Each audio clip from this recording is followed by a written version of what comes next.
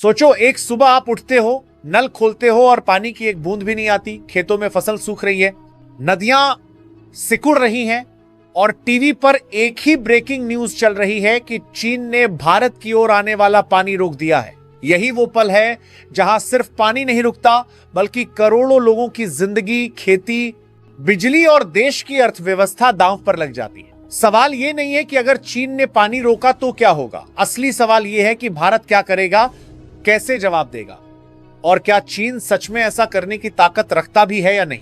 इस वीडियो को पूरा देखना इसलिए जरूरी है क्योंकि अंत में आपको वो सच्चाई पता चलेगी जो ना न्यूज चैनल साफ बताते हैं और ना ही सोशल मीडिया की हेडलाइन में दिखती है। इसलिए अभी लाइक ठोक दो, चैनल सब्सक्राइब करो और इस वीडियो को आखिर तक देखो क्योंकि आगे जो आने वाला है वो सिर्फ थ्योरी नहीं बल्कि असली रणनीति है। भारत और चीन के बीच पानी का मुद्दा आज का नहीं बल्कि दशकों पुराना है। ब्रह्मपुत्र नदी, जिसे चीन में यारलुंग त्सांगपो कहा जाता है, तिब्बत से निकलती है और भारत के अरुणाचल प्रदेश से होते हुए असम और फिर बांग्लादेश तक जाती है। यही नदी भारत के पूर्वोत्तर राज्यों की जीवन रेखा है। असम की खेती, चाय के बागान, मछली पालन और हाइड्रो पावर सब कुछ इसी नदी पर निर्भर है। चीन इस नदी के ऊपरी हिस्से पर बैठा है और यहीं से डर की शुरुआत होती है क्योंकि ऊपर बैठा देश अगर पानी रोके तो नीचे बैठा देश सबसे पहले प्रभावित होता है। हाल के महीनों में करंट न्यूज की बात करें तो चीन ने तिब्बत क्षेत्र में कई बड़े हाइड्रो पावर प्रोजेक्ट्स पर काम तेज कर दिया है। खासकर मेडोग इलाके में प्रस्तावित मेगा डैम को लेकर भारत और बांग्लादेश दोनों देशों में चिंता बढ़ी है। रिपोर्ट्स, जानकारियां में ये बात सामने आई है कि ये डैम दुनिया के सबसे बड़े डैम्स में से एक हो सकता है, जो 3 गॉर्जियस डैम से भी बड़ा बताया जा रहा है। चीन भले ही कहे कि ये प्रोजेक्ट सिर्फ बिजली उत्पादन के लिए है, लेकिन भारत जानता है कि पानी पर कंट्रोल रखना असली ताकत होती है। अब सवाल उठता है कि अगर चीन सच में पानी रोक दे तो भारत क्या करेगा। सबसे पहले समझना जरूरी है कि चीन अचानक पूरी नदी का पानी बंद नहीं कर सकता। ब्रह्मपुत्र एक बहुत विशाल नदी है और इसका बड़ा हिस्सा भारत में आने के बाद बारिश और सहायक नदियों से भरता है। फिर भी अगर चीन सूखे के समय पानी रोकता है या फ्लो को कंट्रोल करता है तो इसका असर असम और अरुणाचल में जरूर पड़ेगा। भारत इस स्थिति के लिए पूरी तरह आंख बंद करके नहीं बैठा। हर साल मानसून के समय चीन भारत को ब्रह्मपुत्र और सतलुज नदी का हाइड्रोलॉजिकल डेटा देता है ताकि बाढ़ की चेतावनी समय पर मिल सके। अगर चीन पानी को हथियार बनाने की कोशिश करता है तो भारत अंतरराष्ट्रीय मंचों पर इसे मुद्दा बनाएगा। संयुक्त राष्ट्र, इंटरनेशनल वाटर लॉ और ग्लोबल क्लाइमेट फोरम पर चीन पर दबाव बनाया जाएगा क्योंकि अंतरराष्ट्रीय नियमों के अनुसार कोई भी देश साझा नदी के पानी को पूरी तरह रोक नहीं सकता। लेकिन भारत सिर्फ कागजी लड़ाई पर निर्भर नहीं है।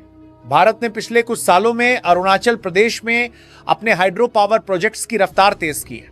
हाल की खबरों में अरुणाचल में कई नए डैम्स और जल विद्युत परियोजनाओं को मंजूरी दी गई है ताकि भारत भी पानी को स्टोर और मैनेज कर सके। इसका मतलब साफ है कि अगर चीन ऊपर से दबाव बनाता है तो भारत नीचे से संतुलन बना सकता है।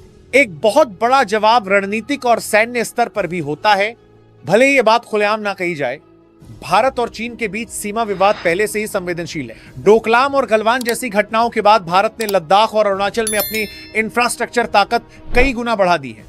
अगर चीन पानी को हथियार बनाता है तो ये सिर्फ जल विवाद नहीं रहेगा बल्कि एक राष्ट्रीय सुरक्षा का मुद्दा बन जाएगा और तब भारत के पास जवाब देने के कई विकल्प होंगे। अब एक अहम बात जो बहुत कम लोग बताते हैं वो ये है कि चीन खुद भी पानी के संकट से जूझ रहा है। चीन के उत्तरी हिस्से में गंभीर जल संकट है। उसकी नदियां प्रदूषण और अत्यधिक इस्तेमाल से सूख रही हैं। यही वजह है कि चीन को तिब्बत के पानी पर निर्भर रहना पड़ता है। अगर चीन पानी रोकने जैसा आक्रामक कदम उठाता है तो इससे उसकी अंतर्राष्ट्रीय छवि को बहुत बड़ा नुकसान होगा और बांग्लादेश जैसे देश भी उसके खिलाफ खड़े हो सकते हैं क्योंकि ब्रह्मपुत्र का पानी वहां भी जाता है। करंट न्यूज में यह भी सामने आया है कि भारत अब अपने जल कूटनीति यानी वाटर डिप्लोमेसी पर ज्यादा फोकस कर रहा है। भारत बांग्लादेश, नेपाल और भूटान के साथ मिलकर साझा नदी प्रबंधन पर काम कर रहा है ताकि चीन को यह संदेश दिया जा सके कि भारत अकेला नहीं है। यह रणनीति चीन के लिए एक बड़ा झटका हो सकती है क्योंकि कई देशों का दबाव एक साथ पड़ना आसान नहीं होता। अगर हालात बहुत ज्यादा बिगड़ते हैं तो भारत के पास तकनीकी समाधान भी है। भारत पिछले कुछ सालों से रिवर लिंकिंग प्रोजेक्ट, जल संरक्षण, बड़े जलाशयों और वैकल्पिक जल स्रोतों पर काम कर रहा है। यह सब लंबी रणनीति का हिस्सा है ताकि भविष्य में कोई भी देश पानी के दम पर भारत को ब्लैकमेल ना कर सके। यह लड़ाई सिर्फ पानी की नहीं बल्कि भविष्य की सुरक्षा, संप्रभुता और आत्मनिर्भरता की है। अगर आपको लगता है कि ये जानकारी आम न्यूज से अलग थी तो अभी लाइक करो, चैनल को सब्सक्राइब करो और कमेंट में बताओ कि अगली वीडियो किस खतरनाक टॉपिक पर चाहिए, क्योंकि अगली बार हम और भी गहरे जाने वाले हैं। जय हिंद, जय भारत।